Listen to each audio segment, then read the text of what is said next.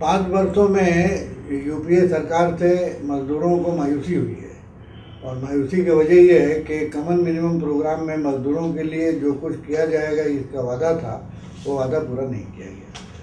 और इसमें सबसे बड़ी उसकी मिसाल ये है कि एनडीए की गवर्नमेंट ने मजदूरों के प्रोविडेंट फंड के इंटरेस्ट का रेट घटा के 8.5% कर दिया था।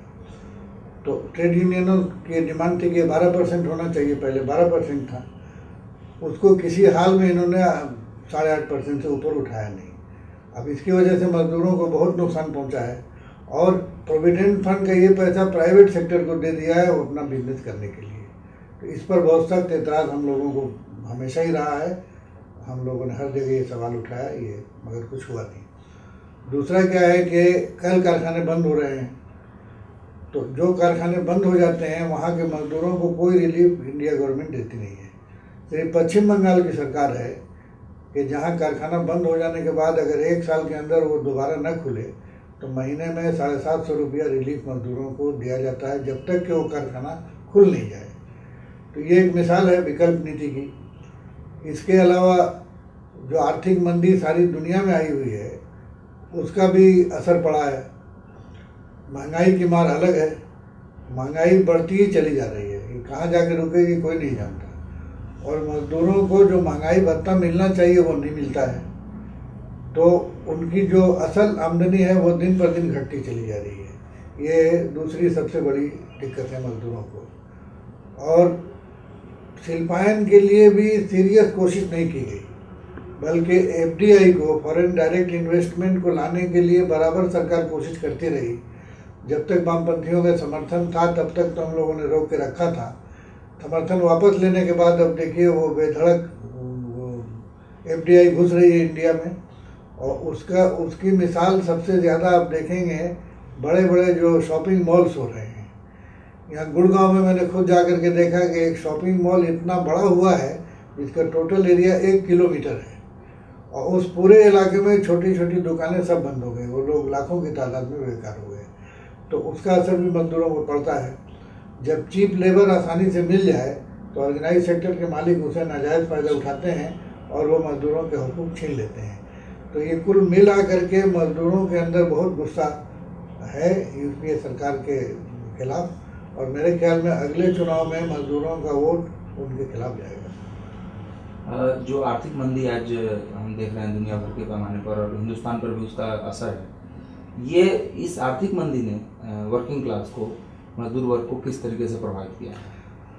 आर्थिक मंदी ने इस तरीके से प्रभावित किया है मजदूरों को कि अब रोज़गार के नए ज़राए बिल्कुल नहीं हो रहे हैं, जो पुराने ज़राए हैं वो भी घट रहे हैं, हर जगह से लोगों को निकाला जा रहा है। खुद लेबर मिनिस्ट्री ने ये तस्लीम किया है कि पिछले 6 महीने में 5 लाख लोगों की रोज़ी चली गई, और वो तो ये कहिए कि वामपंथियों ने इंश्योरेंस और बैंक सेक्टर में एफडीआई को रोक करके रखा। भारत सरकार पूरी कोशिश कर रही थी कि कानून बदल करके उनको फाइनेंस सेक्टर में भी आने दिया जाए। ये अगर होता तब तो यहाँ का बैंक और इंश्योरेंस का सिस्टम भी, उसमें लाल बत्ती जल जाती। इसकी वजह से इंडिया बहुत हद तक बच गया, और ये क्रेडिट वामपंथियों को जाता है। और आर्थिक मंदी का अभी पूरा प्रभाव पड़ा नहीं है, ये और बढ़ रहा है।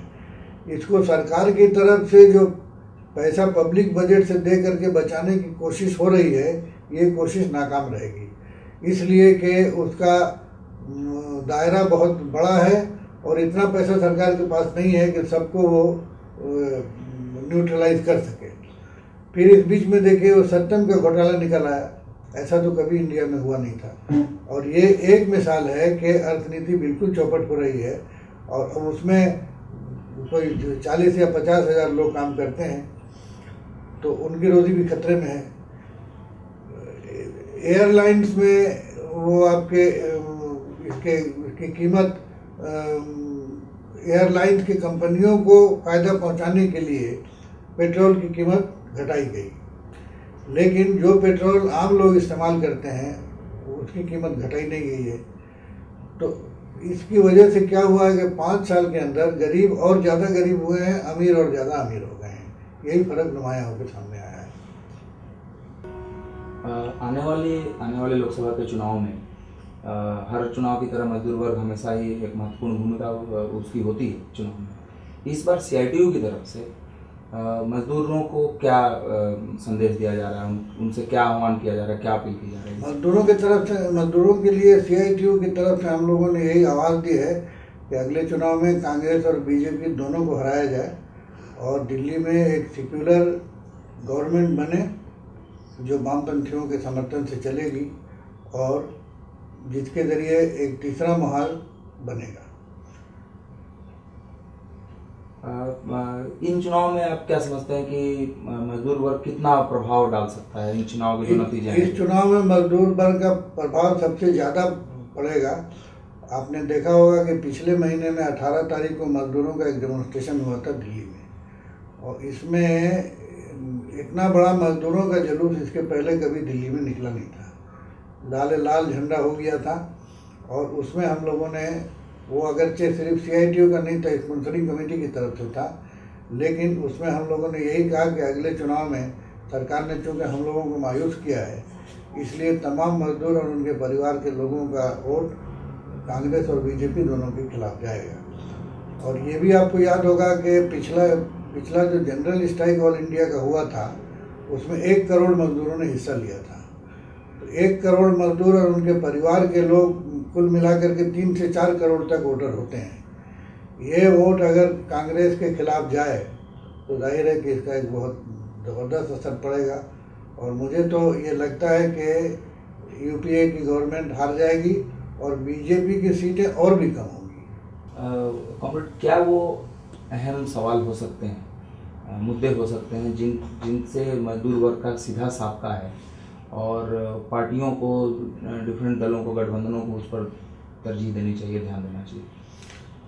हम लोगों ने अपने इलेक्शन मैनिफेस्टो में भी ये बात लिखी है कि मजदूरों के सामने जो बड़े सवालात हैं उनमें एक तो ये है कि लेबर लॉज में कुछ परिवर्तन करना होगा। एक तो जो लेबर लॉज है वो पूरी तरह उस पर अमल नहीं किया जा रहा है, तो उसको इम्प्लीमेंट होना चाहिए।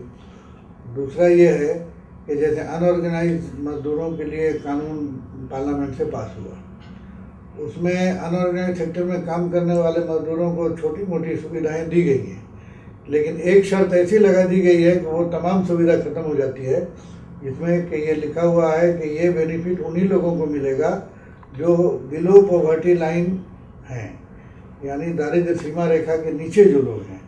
तो अनऑर्गेनाइज सेक्टर में जो मजदूर काम करते हैं उसका हम लोगों ने हिसाब किया था कि 80% लोग बीपीएल के ऊपर हैं, तो उनको तो मिलेगा नहीं, और बाकी जिन 20% लोगों को मिलेगा उनको ये साबित करना होगा कि वो बीपीएल के नीचे हैं। तो उनके लिए भी ये साबित करने का कोई उपाय नहीं है कि वो बीपीएल के नीचे हैं। इस तरीके से वो कानून कागज़ के ऊपर रह जाएगा, उसका कोई बेनिफिट मजदूरों को मिलेगा नहीं।